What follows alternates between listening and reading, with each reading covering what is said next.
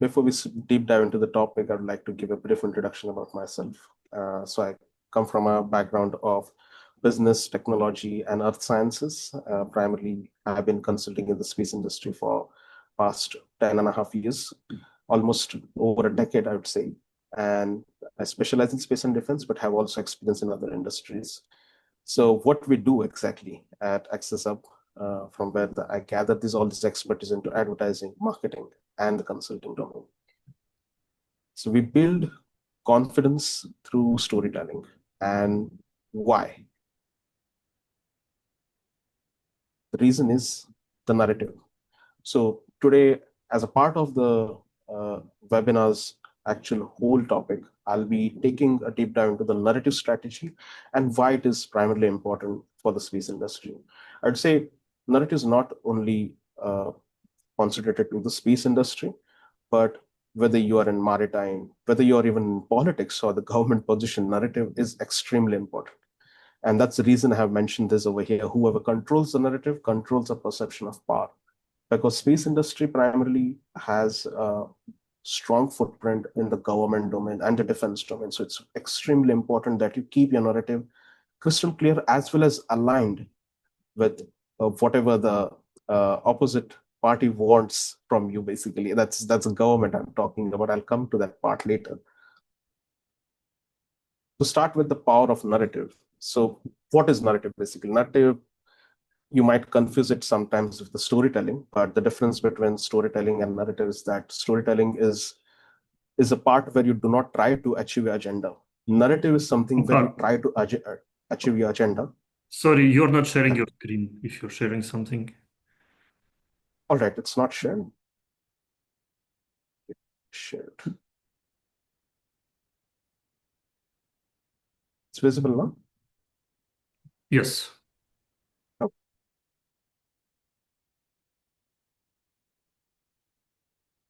All right. So we are at the part of the power of narrative.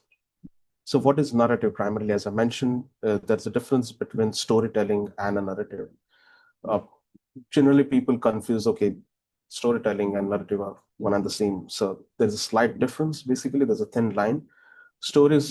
Storytelling is nothing but, where you try to just express yourself primarily. Narrative is something where you try to fine-tune your message and try to achieve your goals or an agenda. That's the reason narrative is a very crucial thing, even in the government relations, even in the international relations as well, because it primarily looks after these three parts, that is identity, purpose, and vision. And especially in the space industry, it builds public trust, legitimacy, shapes investor and partner confidence, as well as it influences policy and international cooperation.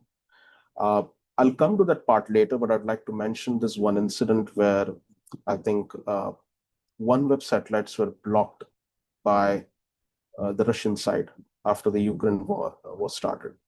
And I believe that's a classic example. If there was a prior narrative setting that was there, things would have been much easier for the OneWeb as a company.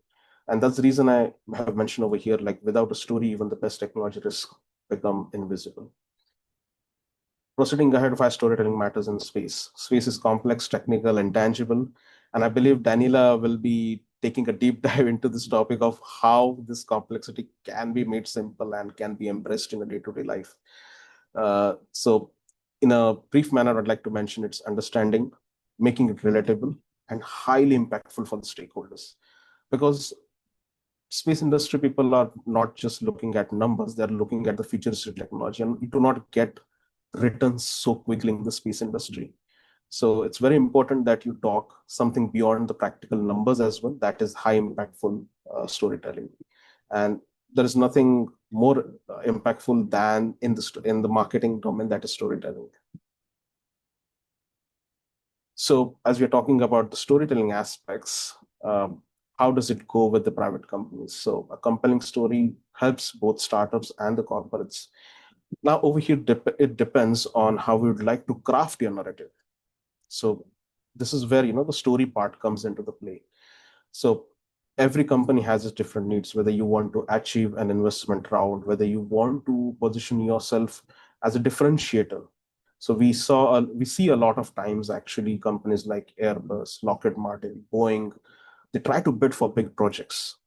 And if you see the way they operate, it's it's not only through showcasing their capabilities, it's also through showcasing the kind of narrative they have, primarily in the public domain. They'll try to market themselves, they'll try to set a narrative where they try to showcase how these technologies might impact the public.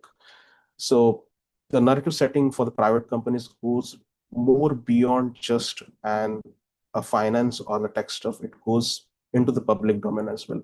As well as I'd like to mention that it's not only about the company driving the growth, it's also about how you gather the talent as well in your company. And if you're trying to expand globally, the narrative setting is extremely important. And for that, you need to have your story right in place in a very crystal clear manner, I would say. Moving ahead, it's again the same with the government agencies. I would say, there is no big bank in the space industry as huge as the government, because the governments are the one who fund the most amount of missions in the industry, both on the defense side as well as the civil side.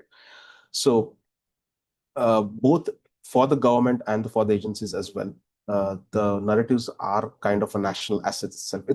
I would say it's as equivalent to a gold reserve, because your narrative often defines the kind of alliance you will build, kind of international partnership positioning you will have, as well as the kind of budget allocation your country might receive on an international domain. So moving ahead, now comes the classic geopolitical angle. Uh, so I think the whole conversation of narrative is coming into the full circle over here of why you need to do it. So I believe the current situation of the United States and the kind of budget cuts that we have observed right now regarding the climate tech, and the situation that a lot of employees in NASA has recently faced, is a classic example of why narrative is basically important. A lot of, I think, countries in the East Asian region as well were dependent on the United States. Now, there is a tricky part, the way the current administration is taking the decisions. They might have to rely on someone else. And this is where the narrative definition kind of uplifts of elevates, the strategic rivalries, the dual use of tech, and the alliances. I'd like to give an classic example over here of India and United States. Like they recently launched a joint satellite, NASA and ISRO. But unfortunately, there was supposed to, I think, happen some exchange between the countries regarding space and defense tech. Unfortunately, that's no longer happening, because the kind of geopolitical narrative that has been set by the United States is not really very well aligning with the India. And India, on the other hand, is trying to set a different narrative in the Asian region by now again, collaborating closely with China, trying to basically develop more economic relations over there and try to basically possibly even develop some joint space missions as well in the future, in the civil or possibly the student domain. So this is how the geopolitics is primarily, I would say, the driving factor in the space industry, and narrative is extremely important. I'm still not sure what happened to the satellites of OneWeb which were blocked by Russia, but that would be definitely an interesting case study for another webinar to deep dive into why the narrative is important. So crafting an effective narrative, the key elements I would say are vision, human impact, credibility, adaptability, and global relevance. I believe these four things primarily define or give a crystal clear uh, messaging on why someone should look at you, or why someone should basically invest in you. I mean, there are like several companies, I would say, in Europe as well as in Asia as well.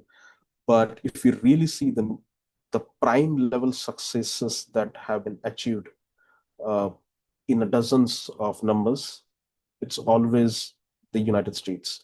And one of the reasons is I have always seen, coming from Asia and now residing in Europe, I have always seen this gap that investing in narrative or building your own narrative is not just a one-off thing. You can't just post one article every 6 months or just do one podcast every 3 months and just leave the narrative in the market. You have to be consistent. And we see that a lot of time consistent with the American companies. There's a certain level of communication that has developed in that space ecosystem. For example, I'd like to mention the Rosetta mission by the European Space Agency. I think that's the most complex mission that has been ever executed on this planet. And yet, the European Space Agency's name is not to the prime level the way NASA's name is. Like today, if I go to a rural areas over here in my home country or anywhere else, people know NASA because the way the communication that has happened, the way the agency has set the narrative is completely different. Whereas on the other hand, we have agencies like European Space Agency, which has executed something out of this world, and yet the narrative is not fine-tuned at that level. So this is a kind of a signal for the countries, especially except the United States, that narrative building is a consistent process and it's a gradual process. So you have to keep on investing your time, effort, as well as your finances into it.